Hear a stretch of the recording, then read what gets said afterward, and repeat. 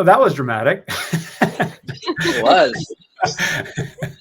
Felt like I was getting a massage. It was just very laid back, like a spa.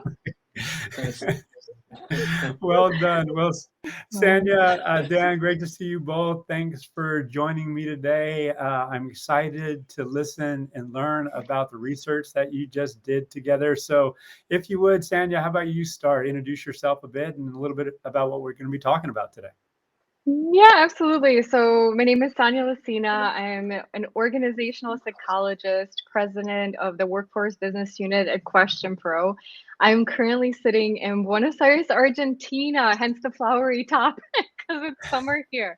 And I was actually just reminiscing that I met Dan through a live show of yours, Al. Met him, That's right.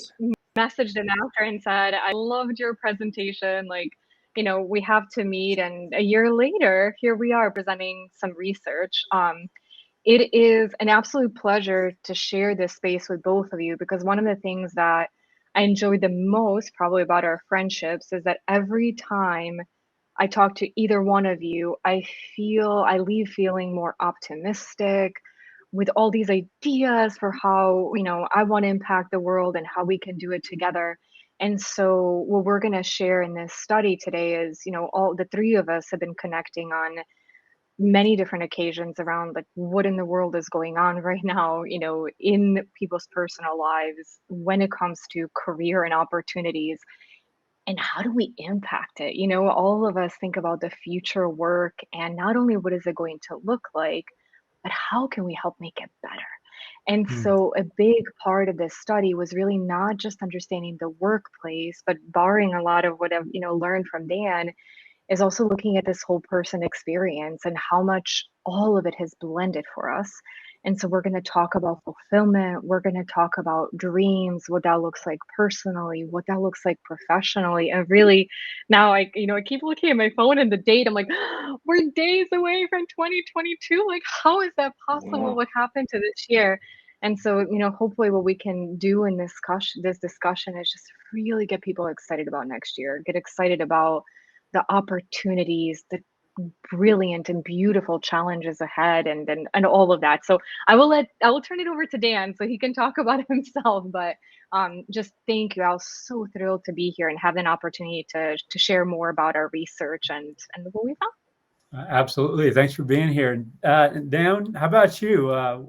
Give a little background about not only what you're up to, but where you are. And to help with this, let me give everybody a hint of where you are. There you go. That's not pretty in good. Argentina Yeah, with me. Well, actually, surprisingly, I'm in. If I were to turn my computer this way, you would see the Empire State Building. So I'm actually visiting the client for a couple of days. So I'm in New York right now. So in a hotel room at the moment, but it is strangely a balmy 50 some degrees here in New York. And so in Minneapolis, there is snow, but yes, so happy to be here.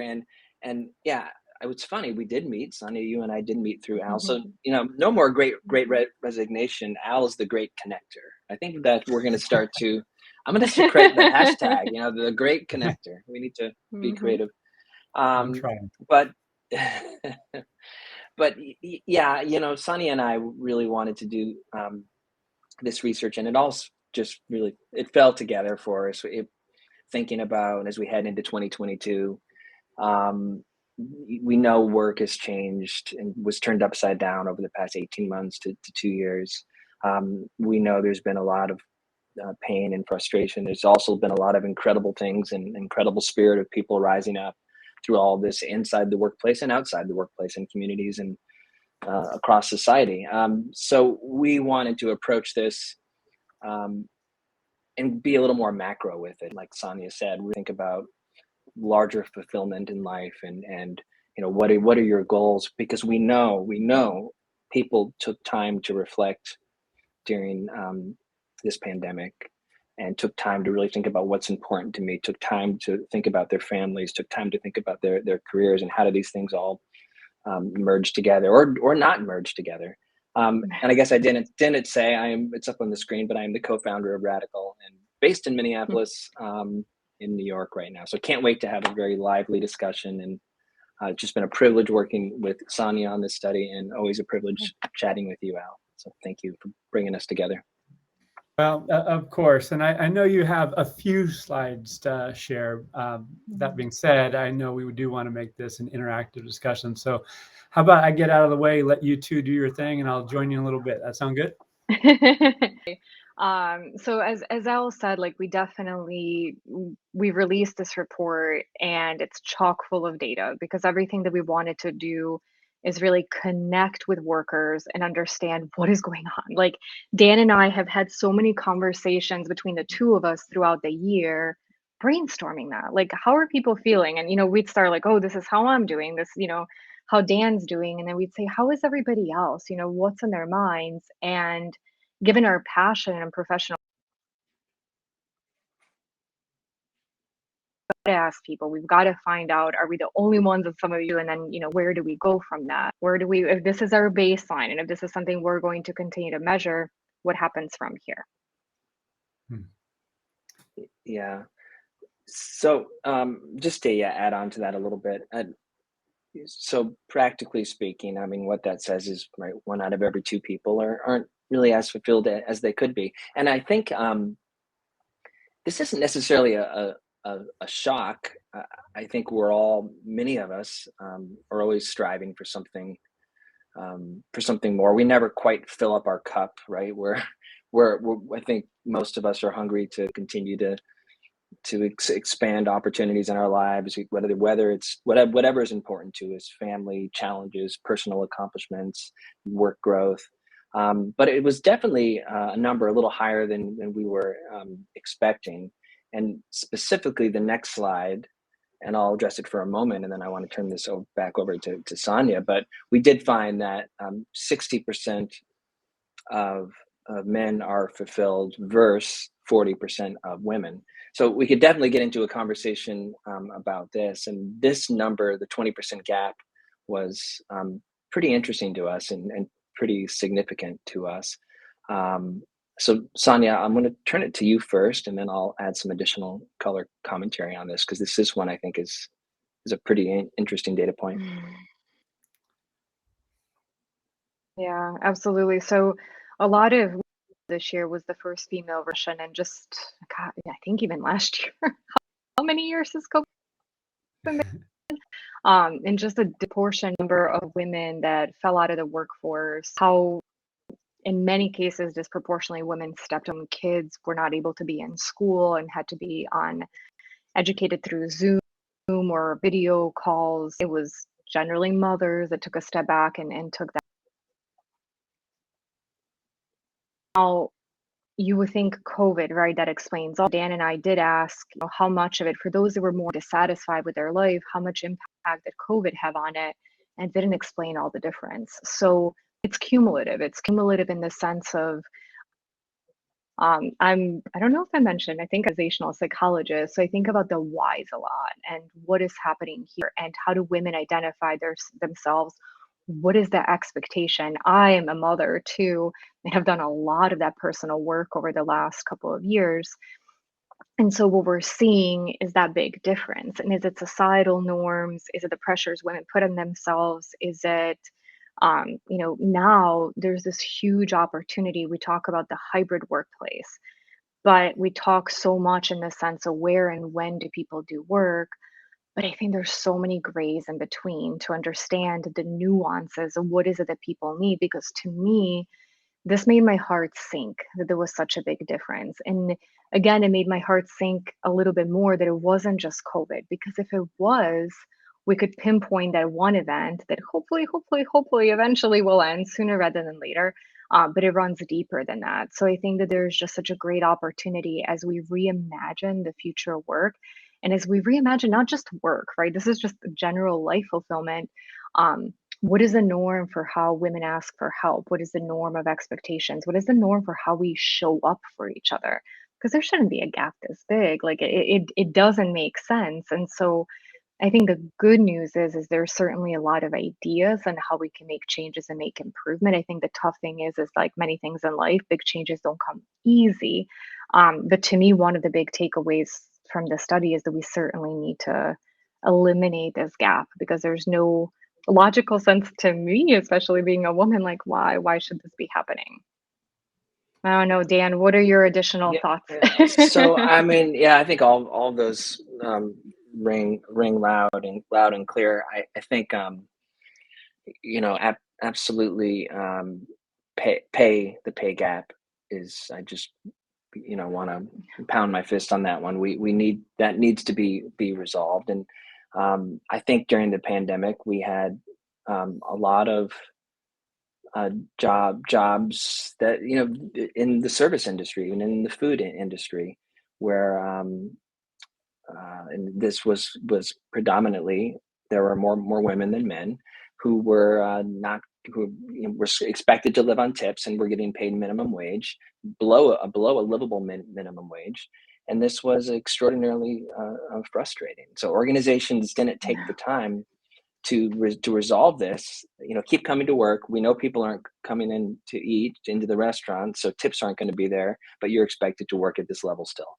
So that's insane. Number two, the fact that, when we say working moms, and we talk about this often, we don't say working dads, right? So I think this concept that a working mom all of a sudden has can't do as much, or somehow doesn't have the same sort of opportunity or obligations, is insane as well. So I think we really need to kind of flip this around a little bit. We need to make sure, when we think about inclusion and equality and these pay gaps and the basics, that has to be taken care of first and foremost, and that goes across the board. So I think that's going to make a difference. I mean, we're back at women in the workforce right around levels of 1988, from what I understand from the last data research. So this doesn't surprise me, but like Sanja said, we have to fix this. So all this did, I think, for Sanja and I, is we want to dig deeper here. We don't have all the answers. We certainly have some ideas around what's going on. I think we all do. But we have to take this data seriously, and we have to really dig in deeper, and we have to look within our organizations around what's going on. We have to talk to our people about what's going on. And we need to start making change. May I jump in for a sec? I have got a couple questions, because obviously, as we started, we talked about the fact that this is the holiday season. People are thinking about their own lives and making some shifts. Organizations are doing the same. And yeah, there's a lot of concern with resurgence of the virus, new variants emerging, how that is affecting return to workplace, how that's affecting people's energy, because everyone is exhausted on top of being exhausted. And particularly for women, as you're highlighting, because they're primary caregivers in most cultures. You can talk about the rightness or wrongness of that, but that's just the fact. So what I'm getting at is this: is that yes, I believe we all want to be more fulfilled at work. And with both of you, we've talked about the need as humans to be seen, heard, and empowered. So my pointed question here, if this research is seeing people more, particularly women, and we hear what they have to say, what are some of the initiatives? What are some of the changes that need to take place in organizations for them to feel empowered, to actually get to a better place culturally in a more sustainable way, so people aren't, particularly women, aren't just thinking, okay, I'm just going to do this for a little bit and then I'm out of here, because I can go someplace where I feel more appreciated and recognized. I mean, thoughts there, Sanja? So many. I don't even know where to start. Because I know somebody on this call who can directly empathize with the question I just asked. So it's funny, because I'm thinking both conversations that I've had with you and Dan about even the personal work that I've been doing and how to balance all of that, right? And I remember early in my career, when I started studying more about gender, I read a book called Women Don't Ask. And that was directly related to promotion, salary increases. Well, funny thing is that in some of the personal work I've been doing, a lot of what I've wanted to approach is, how do I process the world differently? What do I do? How do I, when I encountered something, think about it in a different kind of way? And the person that I was doing this work with said, No, but you have to ask others. Like if you need something different, you have to ask. It's not just about how you see the world. And I thought, no, but it's easier if it's just me because I can control that. If I have to ask somebody else, it makes it that much more difficult. But I think that for this, I think for women, it's both the asks in the professional and the personal. It's both a negotiation with your employer and with your significant other and with your kids if they're old enough to negotiate with. Mateo's still 3. Negotiations are tough, but asking, asking, I need help, being transparent about it. And if you have an idea of what kind of help you need, sharing that as well. Now, what organizations can do, and I think can do a lot more effectively, is open up that platform for people to share their insights more freely. Because what's going to happen is, especially for women that we're saying are having a difficult time bringing things up, to say, as a leader, if somebody comes to me, I'm willing to make accommodations. But if I don't ask, this person might not be ever comfortable to bring something up. But if I do ask, I will open that door for the suggestions. I'll open that door to ideas for a person to say, listen, it's really hard for me to work in the morning because I have to take care of my kid, or I have to stop work at a certain hour. There's so many different things. But to me, and Al, you and I have talked about empathy at scale a lot. That's our, philosophy at QuestionPro, is having that conversation and for the employers to really open it, to candidly ask and to create a culture and a space where we're always talking about the win-win, because the traditional way that work was done is just not going to work anymore. I think we all know that. What I think most of us are admitting is that we don't know how to structure the workplace exactly to make it work, but we're going to have to collaborate and negotiate the changes together to come up to the best spot. So it's not exactly an answer for you of like, this is what an organization should do, and this is the 5-step process. But I think the beautiful thing is that we have an opportunity to really figure it out together more today than we ever had before, because the reality has been shaken up so much that both organizations and individuals are open to those conversations. What I would recommend to anyone in a leadership position or any employer listening is for them to initiate those conversations, not only to leave it up to the individual, but bring up the importance by creating a platform where something like that should be discussed on a regular basis. I love what you shared so much for so many reasons there. Among the tidbits that I'm pulling are plan and negotiate, and going that last word and understanding the nature of the work from both angles, both from the organization needing to get stuff done and from the individual recognizing their skills and abilities, but also their constraints, on their time. And so, Dan, this is your bailiwick when we talk about culture change and employee experience design. And what are your thoughts around, work strategy and this negotiation that Sanja is referring to? Yeah, so I 100% I love everything Sanja just said. And I think all of this, these negotiations, listening, asking, this all, from my perspective, really falls into a larger change mindset. And in order to change, meaning things need to be different. Understanding that first, and that's no change happens without having an understanding that there is pay equity. There's not enough women in leadership positions. The list goes on and on. So let's agree this is a problem. Now, what do we do, right? And what do we do is there has to be a collective change mindset, and this starts with being courageous. And then it needs to be men on board, and there needs to be women on board. There has to be advocacy across the entire organization. There needs to be leaders on board, and there needs to be middle management on board.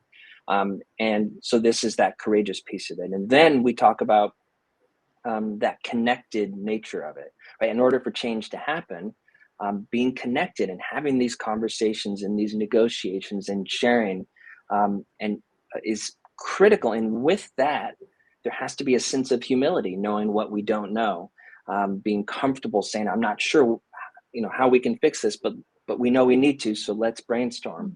And then empathy, right? Understanding a different perspective. This is absolutely and 100% key. And then commitment, right? And then we just have to be committed to the end goal. So to me, that's culture change at its best, is having a change mindset, being 100% absolutely aware of here's where we are now, here's where we want to be tomorrow, tomorrow, more figuratively speaking, but into the future. And then making sure you're really adopting a change mindset within the organization. And that's everything Sanja was saying. It's negotiating, it's listening, it's having open, honest, transparent conversations. It's showing empathy for things that you might not agree with, but you're willing to lock arms and move forward. This is how change happens, and change happens slowly. We're not going to change it overnight. So it's accepting small wins along the way too. I think that's really important for organizations. It's not going to happen overnight, and that's frustrating for me too, because in any change world, we sometimes, it's more comfortable being angry that the change hasn't happened versus celebrating the little elements of change that have happened. I see that way too often. It's easier to be on the sidelines saying this is not enough, we haven't done it, and all that does is sort of feeds negative fuel on the fire versus saying there's more work to do, but look what we've done, and celebrate that, and then get back to the work. So to me, that's the kind of the rapid summary of how we build culture change. Sanja, I sense you have a comment on that. Oh, I love it. And Dan, I remember the first time you and I had a conversation about those changes, and I'm almost hesitant to call them micro changes because maybe they seem small, but they're absolutely necessary for change. Like nothing in life that we ever wanted, if we think about it, happens overnight. Nothing. It doesn't, like I'm thinking back to getting my PhD, and every test, every single paper, it was like a small step to this big conquest. But those are the kinds of things that we've structured in life, and we expect that. But when these like big systematic changes in the workplace need to happen too, for some reason we're not trained for it, and we expect this like big bang and something huge to happen. And I totally agree with you that it's got to be like it's much more effective for it to be little steps. It's almost like when you're getting healthy, you change some of your behavior, you exercise, you eat a little better, you eat a little less, you eat like that's how life works. And I do think the more we think about that, and when I do talk to organizations, a lot of times they are scared that they have to do something big, and they have to do something revolutionary for it to count. And I beg them to please change that mindset, because you'll be disappointed because it doesn't work that way. But there's so many beautiful things that you can do in the meantime. Focus on that. And that's so I think like I love when you say that, and every like I'm gonna start putting it everywhere, because I think the more people hear it, I think the more it'll just resonate. And Well, and I always ask everyone to think about themselves and how change happens in their lives. It isn't you wake up one morning and say everything's different. You wake up one morning and say, here's what I would like to be different. And now I'm going to start taking the steps to get there. It happens at the smaller micro behaviors. Every day it's different behaviors are exhibited. And there has to be accountability within organizations too. If they're not being exhibited, or if they're going against organizational values, or they're going in the wrong direction, we got to call it out too. So change requires an individual commitment, one step at a time, the trivial things, the small things over and over again. And it requires that connectedness and accountability across teams, across leadership, across the organization. Yeah, absolutely. And kind of staying in that mindset, I don't know if we want Al to jump to the next slide, because this is something that Dan and I talked about for a while. And it's something that we get asked a lot by organizations that, whether it's the Great Resignation, whether it's just, attracting people. And there's so many questions about how do I do it? What's the most effective thing? And what we found is, and we've been doing research on salary. I know for me, like my entire career, starting at Career Builder, this was one of the questions I always asked. And now, with Dan, we thought it was, critical to ask us how important is salary to somebody when choosing a job. And in the recent years, there's been so much talk about fulfillment and passion and meaningful work. And one thing that Dan and I spend a lot of time talking about is how frustrating it is when they're like polarized. Because what we found here is that half the people said salary is the number one factor when choosing a job opportunity, and 71% ranked it in the top two. Now, we talked about overall life fulfillment, right? Not just about the job. So they're just two things that I want to quickly share. And then I want this to be a back and forth with Dan because I feel like we've just talked about it so much and there's so much between the two of us to say.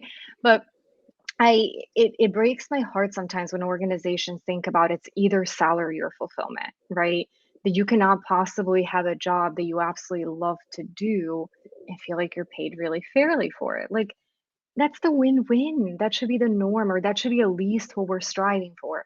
And of course, not every organization can give the top money. Organizations have different funding. They're in different situations. But what we need to remember is that for the vast majority of people, their salary is their primary income. And when you think about fulfillment and what fulfills people, whether it's going on a vacation, whether it's having a comfortable home for their family, whether it's having a nice meal, that comes hand in hand. That money provides that personal fulfillment. So one of the things that we really wanted to spend time talking about here is that salary is not the enemy of fulfillment. It should really be both. Like you should really, as a person, have it as your right to say, I want to do the job that I love, but at the same time, I feel like I should be compensated fairly for it. So for organizations that are now thinking about how do I win this war for talent, doesn't mean you have to be in the top 1% of those companies that are paying, because not only one top percent can be there, not everybody can be there. But for it to be fair pay with the fulfillment is really key. Dan, I'll turn it over to you because I know you have a lot to say on Yeah, this topic as well. I'm passionate about this topic. So I think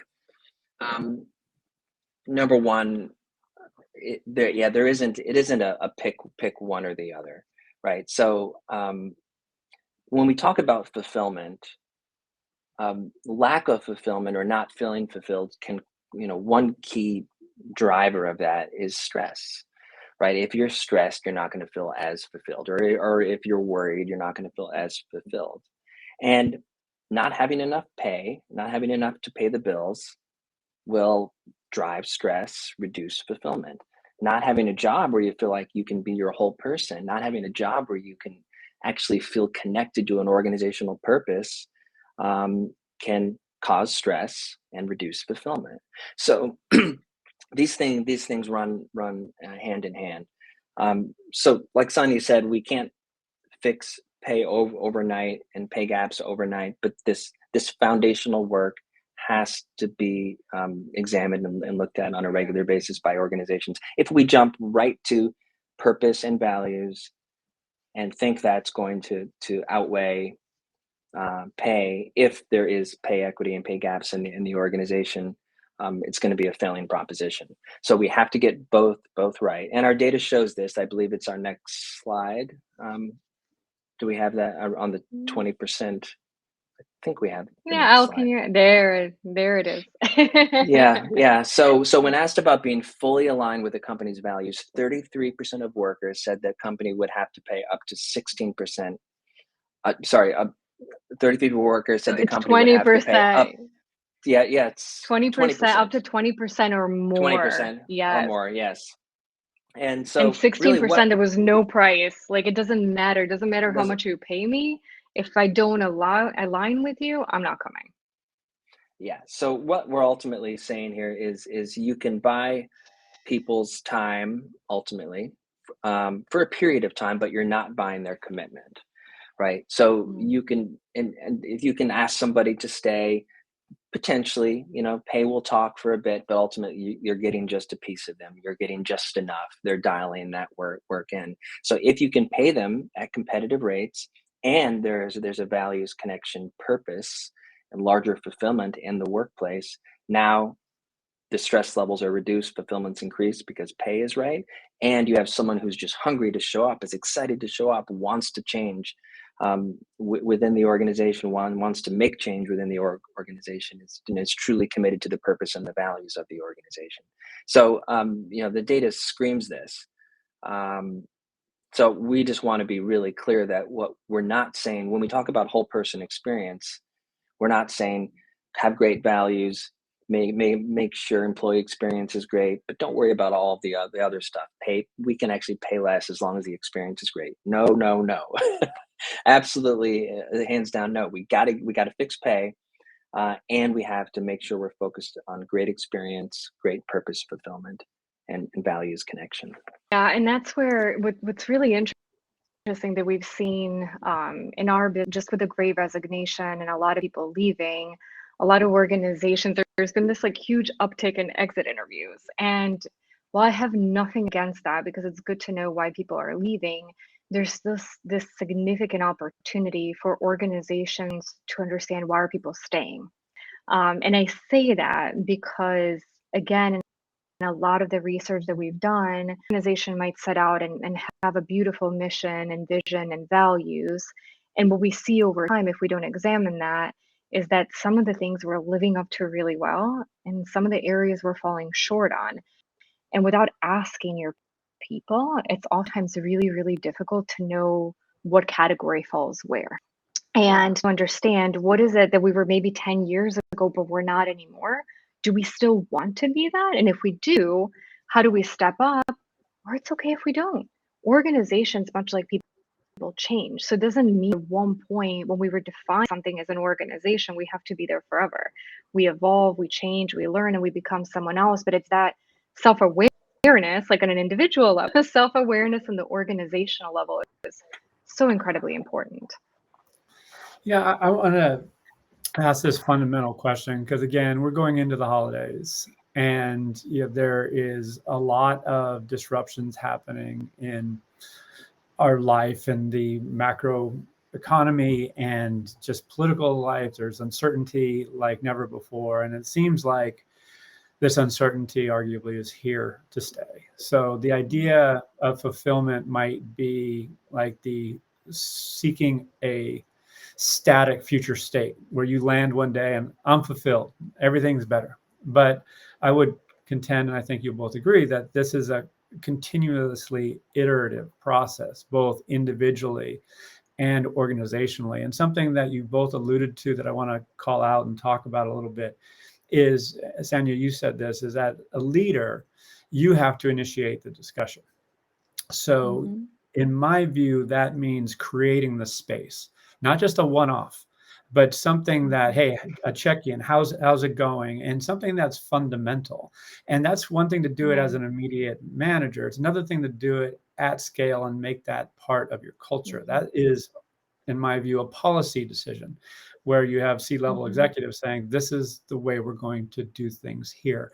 So what's your take on what I just asserted around the executive's responsibility to create the space and be open to what they hear and learn, and in turn make fundamental change? Thoughts there? Yeah.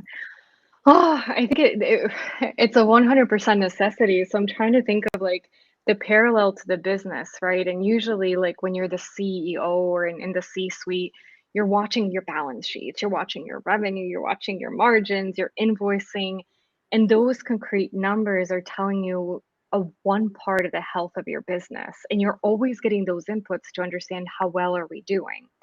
Well, when it comes to people and the health of your people organization, that's not enough. The dialogue needs to happen because, again, the realities are changing.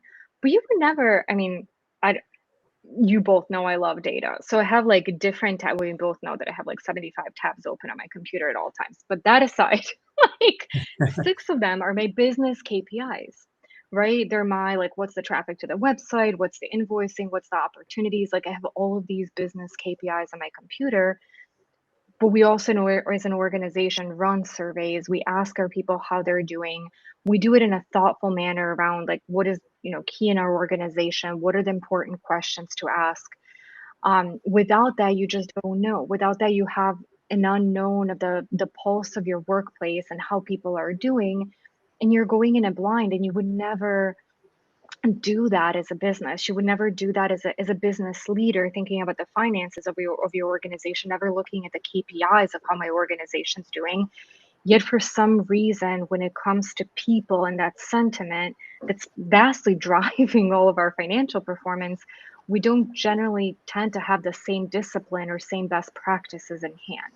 Now, Al, to your point, like I think creating a culture where that dialogue is the norm is fundamental.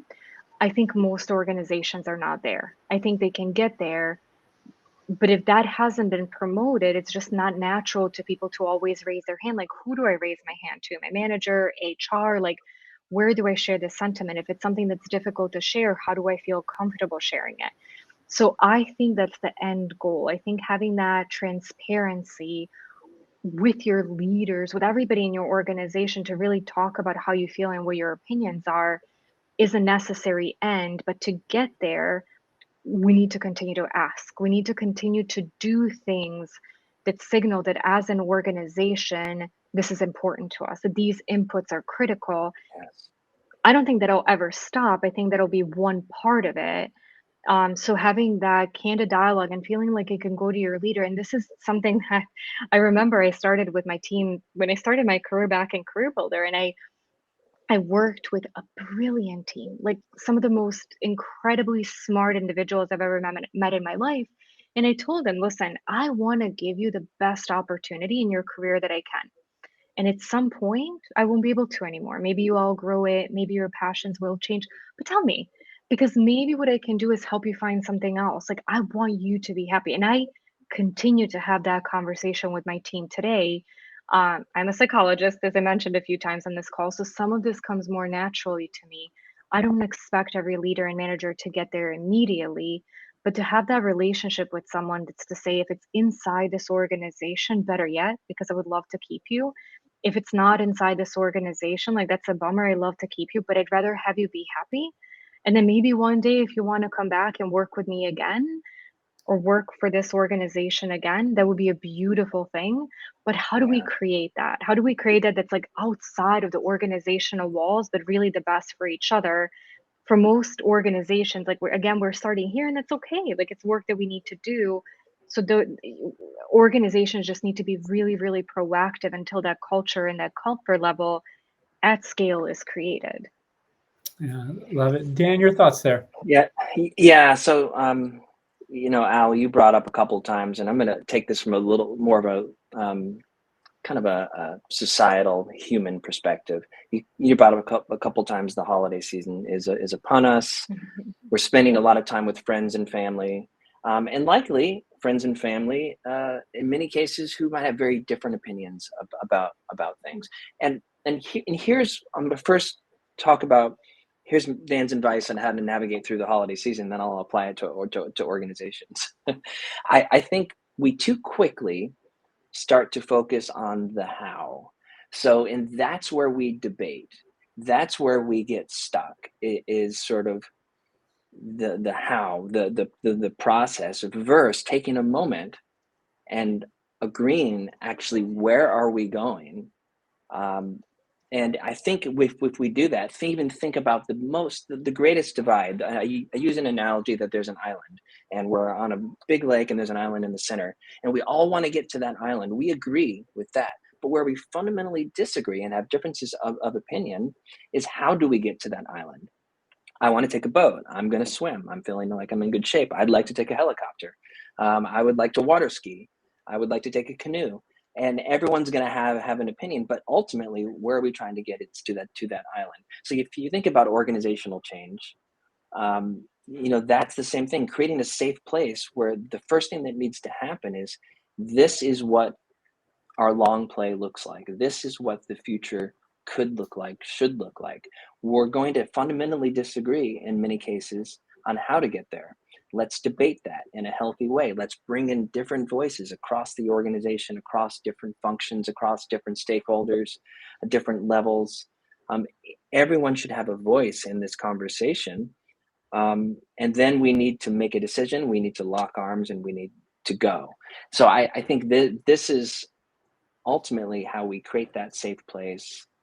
We imagine what the future could look like and we go. And I think, in modern day politics and modern day societal divide and polarization, we obsess and argue about, in most cases, there are extremes, of course, but argue about the process of how we do it, not so much what we actually agree on. And frankly, we probably agree on a lot more than we think.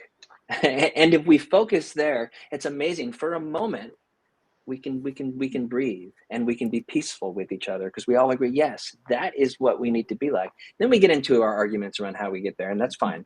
But at least we have something in common. Love it, and love the comment from Brad Hubbard. Brad, thanks for being here and contributing. Super appreciate you, and yeah, happy holidays. As we continue, I mean, we got probably 10 minutes left, and one of the things that I am really interested in, and this is what we've been touching on. We just talked about from an organization perspective, but individuals, fulfillment at the end of the day, I would contend is a subjective word. And what is fulfilling to me might be not fulfilling to somebody else. So it has to, and again, in my view, that we have to understand who we are, what drives us, where our boundaries are. Going back to that notion of negotiation, which is one of the takeaways from today. What am I negotiating for? What am I advocating? Do I really know, who I am and what I stand for? So, Sanja, back to you. How would you advise individuals to think about how to prioritize what's going to drive their fulfillment as they go into the holidays, they connect with friends and family? I mean, what are some of your thoughts there? Thoughts and ideas? Well, I think it's that reflection and understanding, like, again, there's so many societal norms for what we should want, how we should think, what should be our career aspirations, what should be our, personal aspirations. Forget the norms. Like, as much as you can, do some soul searching and think about what is it that makes me happy? What has made me happy in the past that maybe surprised me? What do I want to try in the future? I think that there is so much unknown, and so many of us tend to, put ourselves in a box and think about this is what's expected of me, and this is how what we thought about life. I don't think it has to be that way. I think that there's this beauty in exploration. There's a beauty in redefinition. So I think that that's like a very high level, like not maybe extremely concrete advice, but I think that's something that's just really, really resonated with me. And I think that that's why we're just seeing so much change over the last few months. Like, now that, we've gotten, maybe it's more used to COVID. Maybe we're hoping to get out of it eventually, sometime, who knows when. But with that, the people are not waiting anymore, and that they're saying, there are all these fleeting moments, and there are different things that maybe I enjoyed and I never realized I did. There are things that I want to try in my life, and I don't know how much longer I should wait. Like, when is that perfect time? And so when you think about fulfillment, when you think about the moments of what makes us happy, I think it's okay to have that.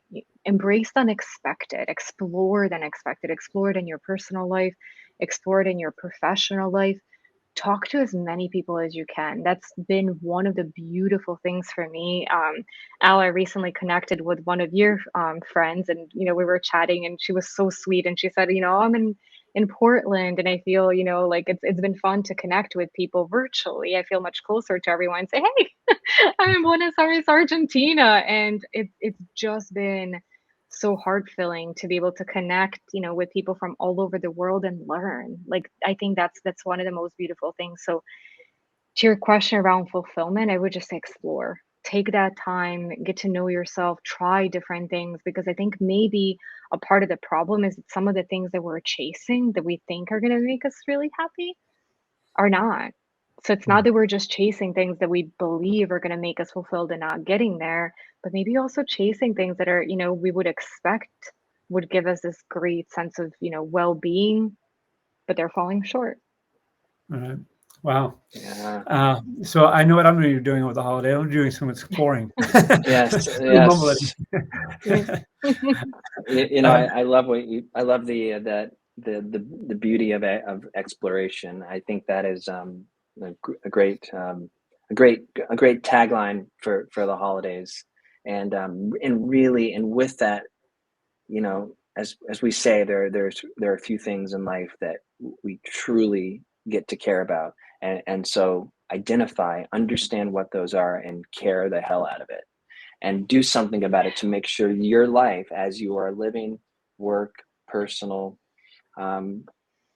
is amplifying and is fulfilling what you truly care about. That's the biggest piece of advice. And of course, one, family, Sanja, and our research came up always at the top around people you want to spend time with. So family motivates us, family inspires us. And the second thing that came out of our research, just to throw into this last bit here, is people want to be around other people who inspire them, right? Who inspire them to change, who inspire them to actually chase what's important to them, to chase their dreams. It isn't being around someone who might be at a higher level or around the CEO or a senior leader. It's around anybody who inspires them to be a better version of themselves. So I think that is so important. So hang around people who inspire you, talk to people who inspire you, and equally, just as importantly, or maybe even more importantly, inspire other people, right? You have to go out of your way and inspire other people. Then it's a well-oiled circular machine that we have. Well, I'm getting inspired. So as we start to wrap, I know we have probably 5 minutes or so before we have to start doing a formal wrap up. And I'd like to have those who are viewing, if you have questions, by the way, if we weren't able to get to them today, then we'll be able to get to them as a follow-up. So by all means, ask them and we'll get back to you in any way we can. By the way, we're live streaming on LinkedIn and YouTube for those who are on one of those two platforms. So, and we can see your chats here. We're using a new platform, a little exciting about it. So hopefully it's working out well for you. Look forward to your feedback on it. So here's the thing. We talk about the individual level just then. We've talked about organizational, and then there's team dynamics and there's group dynamics and there's the macro environment. There's a whole host of dimensions to being fulfilled at work and having a sustainable work experience. And we also talked about how the individual has a responsibility to know their boundaries. Organizational leaders in particular have to create the space, to have these discussions. So the pointed question that I have is that there's so many initiatives going on in organizations that HR is either facilitating or owning outright. So my pointed question is, what can HR do to facilitate these conversations, to facilitate employees, workers, sharing their boundaries and ideas on how to make the work experience better? So what's the role of HR? Sanja? Yeah. Well, with that, I'll actually ask you to share the last slide for a second, because talking about like motivation and inspiration and all of that, I'll tie this into my answer for HR. But I want, as we've been talking about the holiday season, starting the new year, these were a few pieces of data that where Dan and I just stopped, and in some ways we're like, yes. 73% of workers said the pandemic has given them more courage to take actions on the changes they wanted to make. That is brilliant. That is brilliant when you think about I'm not feeling fulfilled. I'm done. I'm going to do something differently. 3/4 of the people are feeling the greater passion, the greater courage to do that. And we've seen a lot of changes, but many more are ahead, because half of the people said that they're absolutely ready to make further changes in their lives. So I'll reel it back to HR now. Ask your people, what is it that they're looking for? Ask them what makes them, skip a step when they're, I guess, maybe walking into the door of the workplace, maybe logging onto the computer. To Dan's point, who inspires them? Who are those people that they just love to spend their time with? Because both in our research and in other research, we found that it's oftentimes peers. It's oftentimes those you can very much relate to on a personal level.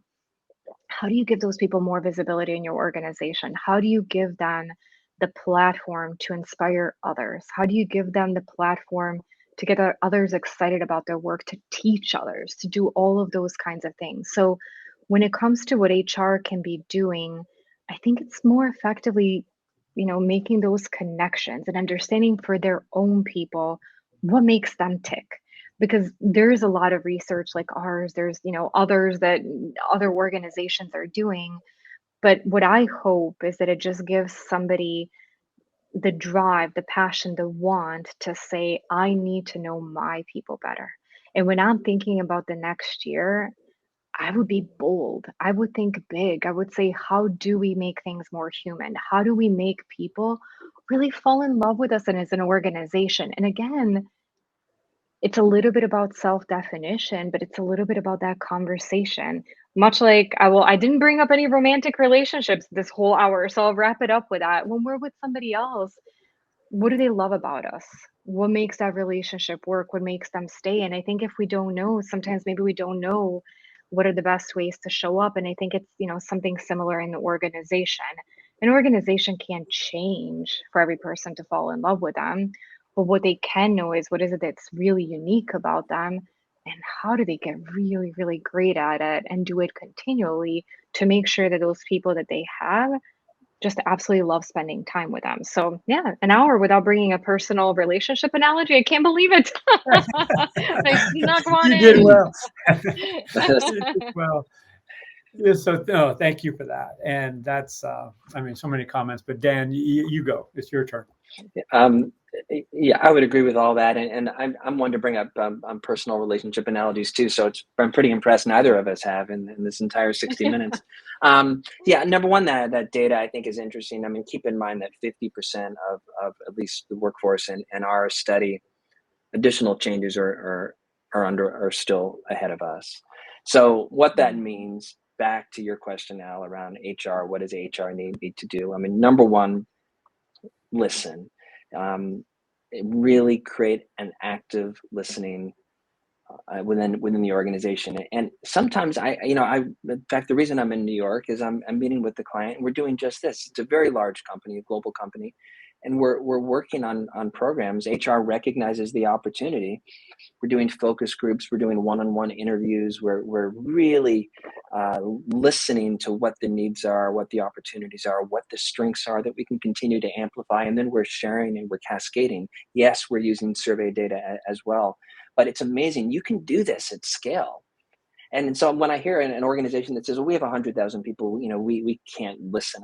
And I disagree, because it cascades down, and HR does have to have ownership over that, and has to really build programs in safe places where people are brought together and have conversations and can share and listen, and then ultimately implement change that's really relevant for a 2022 world. That's key too. And there's a lot of work that HR needs to do. We know that, tons of work. So my ask is, HR, do it. You know what you need to do. Start to do it, and don't be worried about getting it perfect. We have to start opening up our arms and our hearts a little bit more, and really listening to our people and what makes them tick and what's important to them. Because our data shows, again, 1 out of every 2 people are looking to potentially make change. That's significant for the business, for any business out there. So we should take that data seriously. And I hope HR listens to that. Well, I hope they do too. And I hope everyone listens to that. And I hope everyone enjoyed what we had to share today. I certainly did. And Sanja, how can people learn more about you and QuestionPro Workforce and what you got next? Well, actually, if you show the next slide, I'm always ready. We're so prepared. So well done. No, thank you, Al. I think I shared both mine and Dan's information because, like we are all saying, like we have a long way to go. But I think if we do this together and if we do it right, it's such an exciting time. It is just an incredible time to make a change, make an impact. So I know both there's links to, Dan's company, there's links to QuestionPro, so you can learn a little bit more about what we do as organizations. Feel free to connect with us on LinkedIn as well. I think that having these conversations individually at scale is the only way that we'll figure it out. The more that we can learn from each other, the more we can learn, like, hey, like I've tried this and it was perfect, or I tried this and this is how I iterated. I think those are the critical steps in how we're going to make a significant impact as fast as possible. Dan? Yeah, absolutely. I mean, I'm a self-proclaimed optimist, and I know Sonia is as well. And Al, I think you're an optimist too. I'm a I'll take that believer on. that you're. Yeah, yeah, yeah. But I think, I mean, I always define, being an optimist isn't easy. In fact, it's very difficult, because you do have to find the good and the things that you can be optimistic about and believe in, and sometimes you have to dig. And I'm so optimistic about where we're going, the opportunities we have ahead of us.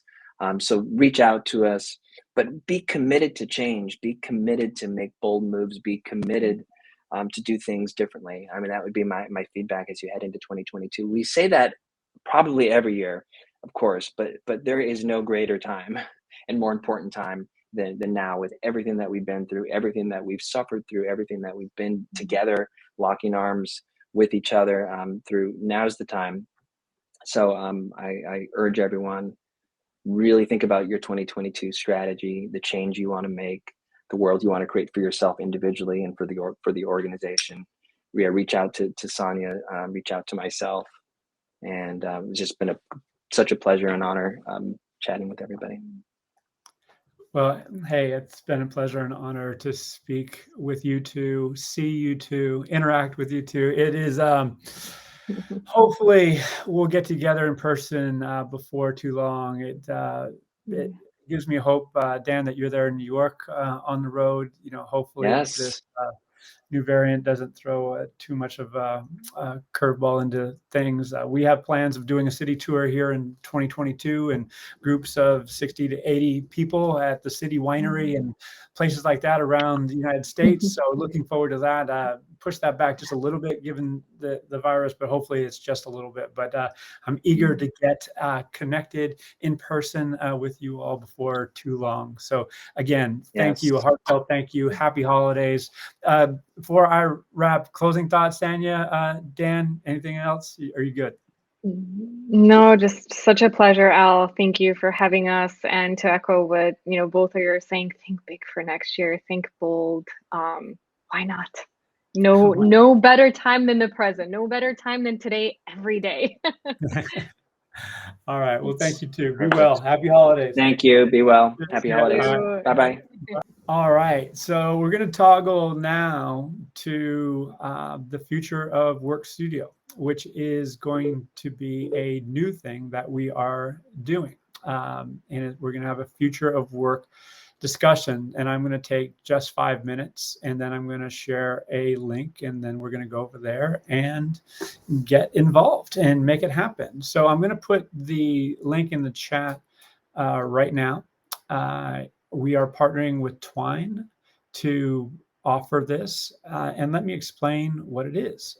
So in short, it's really hard to go and watch video after video. And it's this forum that we have, we secured a relationship with Restream, so we can simultaneously be on LinkedIn Live, YouTube and Facebook and other channels over time, and we'll be able to comment and interact with everybody that way.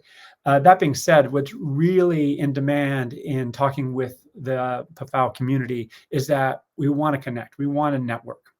And certainly doing that in person is irreplaceable. That being said, we have needed to do this creatively in a virtual environment. Now, we're not going to go straight in the metaverse, but we're going to talk about the metaverse and its impact on work.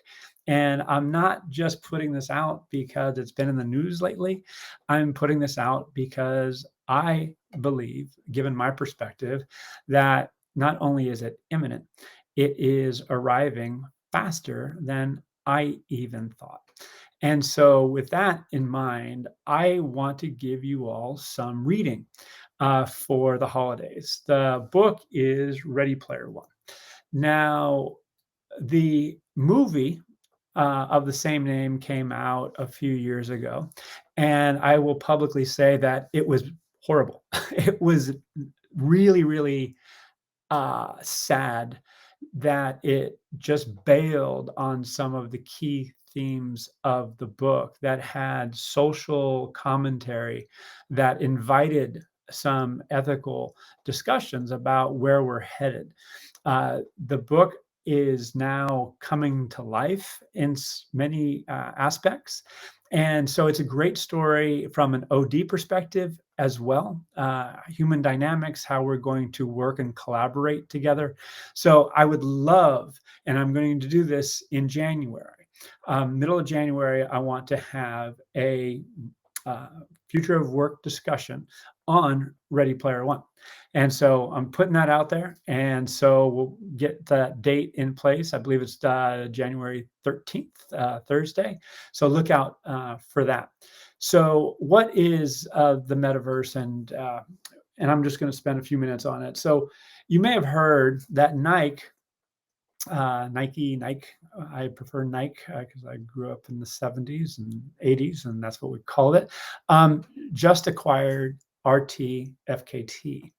It's that bolt looking logo. And if you don't know what that company is that they make NFTs in the virtual world. So for example, and why did Nike buy them? So in short, if you are in the metaverse in a virtual world and you want to buy a unique pair of shoes for your avatar, for your being, then you would buy that from NTFKT. Now, is that happening at large scale right now? Well, it's happening at a larger scale than you might think. How that sounds great, Al, whatever, but how does that affect work? Well, there are a host of videos the Future of Work Studio at PAFOW.net that I encourage you to go over and view that talk directly to how the metaverse is going to affect work.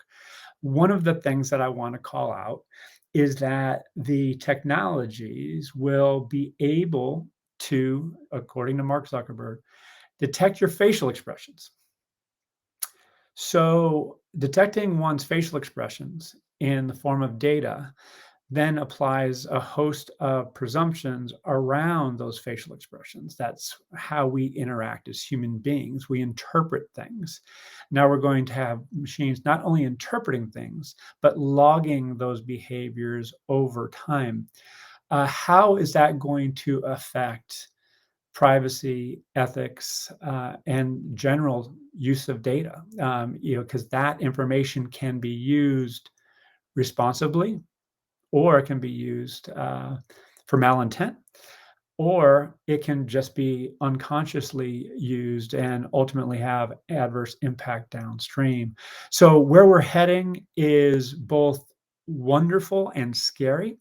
You can have your own interpretation of what that is, and where you have those interpretations, those what I call observations, questions, and ideas is in the Future of Work Studio.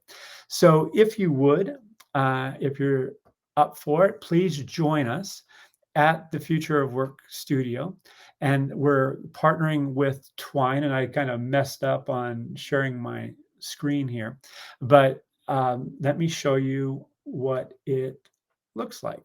And then you can go over, and I'm actually going to go through it as well. So I'm going to be an eager participant. So one sec.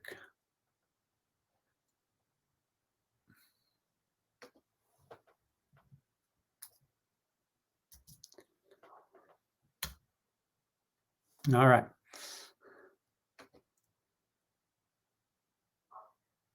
Here we go.